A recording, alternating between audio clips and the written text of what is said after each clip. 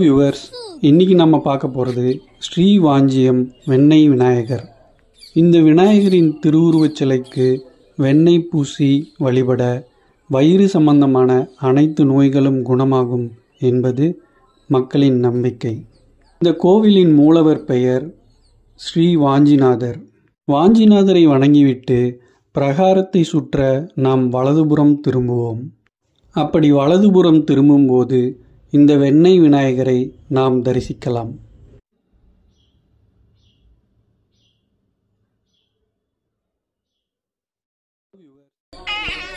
Sri Vanchiyam Yoga Bhairavar.